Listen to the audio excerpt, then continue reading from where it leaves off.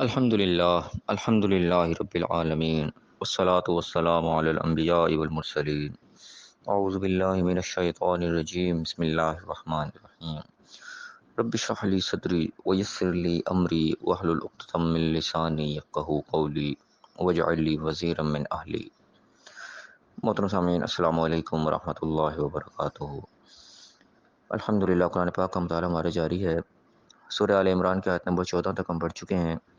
آج انشاءاللہ آیت نمبر 15، 16 اور 17 پڑھیں گے۔ اعوذ باللہ من الشیطان الرجیم، بسم اللہ الرحمن الرحیم۔ قل انبئکم بخیر من ذالکم، کہہ دو کہ کیا میں تمہیں اس سے بہتر کی خبر دوں؟ للذین اتقوا عند ربہم، ان لوگوں کے لیے جو کہ ڈرنے والے ہیں، بچ کے جانے والے ہیں۔ عند ربہم جنات تجری من تحتها الانہار، ان کے رب کے پاس وہ جنتیں، وہ باغات جن کے نیچے نہریں بہہ رہی ہیں۔ خالدین فیہا، اس میں رہیں گے۔ وازواج مطہرۃ ورضوان من اللہ، ان کے لیے پاکیزہ ان کے جوڑے، بیویوں کے لیے شوہر، شوہر کے لیے بیویاں، ازواج کا لفظ دونوں کے لیے استعمال ہوتا ہے۔ ورضوان من اللہ، اللہ کے جو ہے رضوان، اس کے رضا، اس کی خوشنودی۔ واللہ بصیر بالعباد، اللہ تعالیٰ اپنے بندوں کو، اپنے غلاموں کو دیکھنے والا ہے۔ اس سے پچھلی آیت جو ہم نے کل آخری پڑھی تھی، آیت نمبر 14، اس میں تذکرہ اس چیز کا آیا تھا کہ انسان کے حقیقت بتائی گئی کہ انسان کے لیے جو ہے ایک خواہشات جو ہے وہ اس کے دل میں اس کی محبت ڈال دی گئی، مختلف قسم کی خواہشات، عورتوں میں سے، بیٹوں میں سے، سونے چاندی کے ڈھیر، اور یہ گھوڑے، نشان زدہ، مویشی، اور کھیتیاں، مال زمین جتنی بھی ہے، ان سب کا تذکرہ کہ اللہ نے فرمایا تھا کہ سب کو دنیا کا مال متاع ہے، دنیا کا عارضی نفع ہے، اور اللہ کے ہاں بہت بہترین جو ہے وہ ٹھکانہ ہے، آخر لوٹ کے جانے کی جگہ بہت اچھی ہے۔ تو اسی کا سلسلہ نے کہ آگے چلا تھا کہ دنیا کے اندر جتنی چیزیں ہیں تو میں ان سب سے بہتر چیز نہ میں بتاؤں۔ یہاں پہ تذکرہ گیا کہ کہہ دو ان سے کہ میں اس سے بہتر چیز کی خبر دوں۔ کیا ہے وہ اس سے بہتر؟ بہتر کن لوگوں کے لیے؟ الذین تقوا ہے، جو کہ ڈرنے والے، بچنے والے، دنیا میں بچ بچا کے چلنے والے ہوں گے، بالکل یعنی کہ بے روی سے نہیں، اپنی مرضی سے چلے جا رہے نہیں، دیکھ کے بھال کے بچتے بچاتے جو اس دنیا سے جا رہے ہوں گے، ان کے لیے جو کچھ ملے گا وہ اس سے بہت بہتر ہوگا۔ یعنی کہ دنیا میں جو ان چیزوں کے پیچھے پڑ جاتا ہے، جو کہ لسٹ پیچھے پوری بیان ہوئی ہے، وہ پھر بچتا بچاتا نہیں، وہ ہر جو ہے حد کو کراس کرتا چلا ہے، تو اس کا ٹارگٹ یہ چیزیں بن جاتی ہیں، یہ سارا کچھ مل جائے، دنیا کا مال مل جائے، عورت اپنی مرضی کی مل جائے، بیٹے مل جائے، سارا مال مصحف سب کچھ مل جائے۔ وہ جب یہ چیزیں حاصل کرنے پہ لگ جاتا ہے، پھر وہ جو اللہ تعالیٰ نے ایک باؤنڈری لائن جو کھینچی ہوتی ہیں، حدیں مقرر کی ہوتی ہیں، پھر وہ ان حدوں سے بچتا بچاتا نہیں جاتا، بلکہ ان حدوں کو پار کرتا چلا جاتا ہے، جگہ جگہ وہ پھر اللہ کی نافرمانی میں ملوث ہو جاتا ہے، جبکہ اس کا ٹارگٹ یہ چیزیں بن جاتی ہیں۔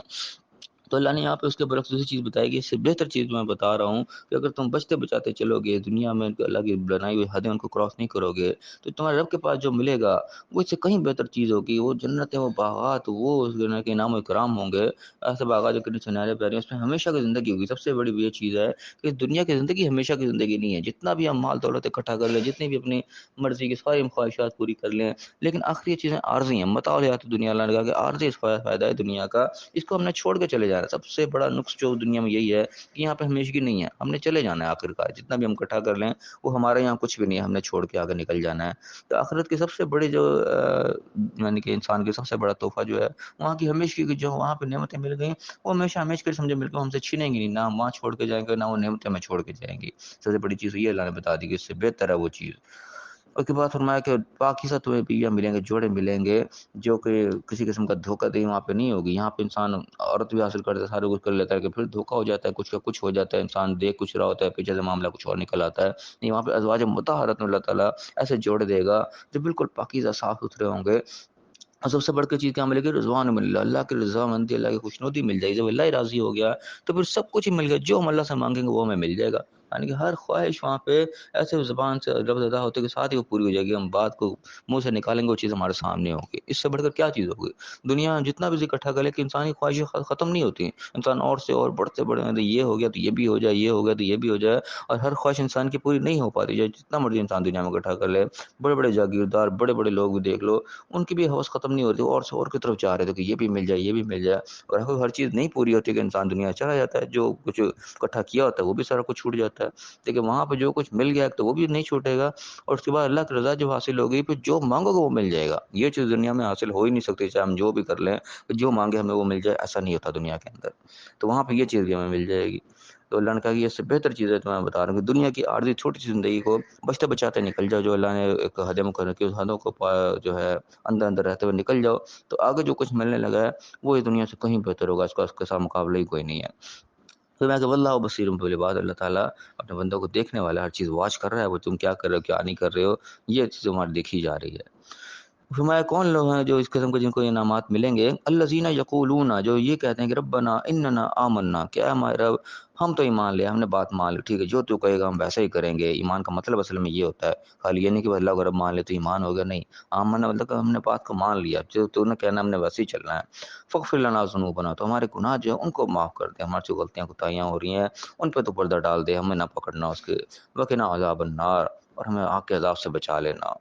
یہ لوگوں کا قول ہوتا ہے، نہیں دنیا میں رہنے کا یہ طریقہ ہوتا ہے ان لوگوں کا جن کے لیے اللہ نے انعام و اکرام رکھے ہیں۔ اور کون ہوتے ہیں مزید ان کی نشانی اللہ نے بتا رہی کہ الصابرین، وہ صبر کرنے والے ہوتے ہیں، ثابت قدم رہنے والے، تو قدم ڈگمگاتے نہیں ہیں، جو حق کے راستے پہ کھڑے ہو گئے، پریشانیاں بھی آئیں گی، امتحانات آئیں گے، اللہ نے آزمائش کا بھی وعدہ کیا، آزمائش بھی آئے گی، لیکن وہ صابرین ہوں گے وہاں پہ، ثابت قدم رہنے والے، صبر کرنے والے، ڈٹ جانے والے۔ صبر کا اصل مفہوم جو ہے وہ ثابت قدم رہنا، ڈٹ جانا ہے، یہ نہیں کہ ہاتھ پہ ہاتھ دھر کے بیٹھ گئے، نہیں، جس مشن میں لگے ہیں اس پہ لگے رہنا، اسے ہٹنا نہیں ہے، جو حق کا راستہ ہے اس پہ قائم رہنا ہے، پریشانیاں آئیں گی لیکن اس کے اوپر ثابت قدم رہنا ہے۔ الصابرین ہوتے ہیں وہ صادقین، سچ بولنے والے، سچ کا ساتھ دینے والے، جو بات حقیقت ہے سچ پر مبنی ہے اسی کے اوپر کھڑے جانا ہے، جھوٹ نہیں انہوں نے بولنا، سچ سے پیچھے نہیں انہوں نے ہٹنا، جو بات حقیقت ہے انہوں نے اسی کے اوپر ڈٹ کے رہنا ہے، یہ ان کی دوسری نشانی۔ والقانتین، اور پھر وہ قانتین عبادت گزار ہوں گے، یعنی کہ کیا کہنا چاہیے، قانتین کا مطلب فرما بردار ہوں گے، کوئی ان کے اندر وہ نہیں ہوگی، سرکشی ان کے اندر نہیں ہوگی۔ والمنفقین، اور خرچ کرنے والے، اللہ کی راہ میں خرچ کرنے والے، جو اللہ نے دیا ہے، کنجوس نہیں وہ ہوتے، جہاں خرچ کرنے کا موقع آیا وہاں پہ انہوں نے اس کو خرچ کر دینا، حق کی راہ میں۔ یہاں فضول خرچی مراد نہیں ہوتی ہے، ہم ضرور ذہن میں رکھیں، خرچ کرنا ہے جہاں کہ یہاں پہ اللہ کہہ رہا ہے خرچ کرو، وہاں پہ وہ کر دیں گے۔ کوئی ضرورت مند نظر آیا، کوئی بھی ایسی جگہ نظر آئی جہاں پہ خرچ کرنے کا موقع ہے، انہوں نے مال کا محبت ان کے دل میں نہیں ہوتی ہے، وہ خرچ کر دیتے ہیں، اللہ نے دیا اللہ کے راہ میں خرچ کر دیں گے، اور جو اللہ کے راہ میں خرچ کیا ہوا ہے وہی اصل میں ہمارا ہے، جو ہم بچا بچا کے رکھ رہے ہیں وہ تو دوسرے کا، وہ تم نے چھوڑ کے چلے جانا ہے، جو ہم نے خرچ کر دیا وہ اصل میں ہم نے آگے اپنے لیے اسٹور کر لیا، وہ ہمیں آگے جا کے ملے گا، اصل وہی ہے ہمارا۔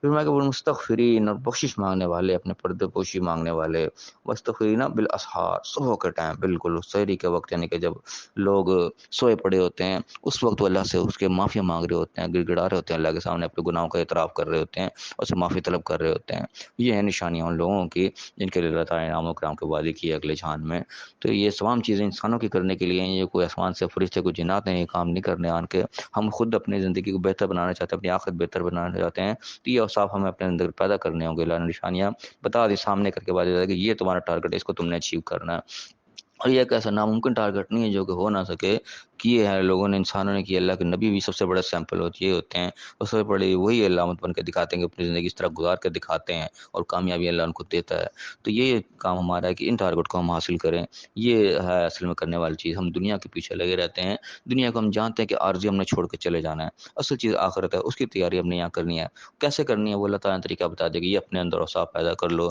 یہ اپنے اندر خصوصیات پیدا کر لو، تو تمہیں وہ چیز مل جائے گی جس کا اللہ نے وعدہ کیا۔ اللہ تعالیٰ میں صحیح سمجھنے کی، صحیح عمل کرنے کی توفیق عطا فرمائے، دنیا آخرت دونوں جگہ کامیاب فرمائے، آمین۔ وآخر دعوانا ان الحمد للہ رب العالمین۔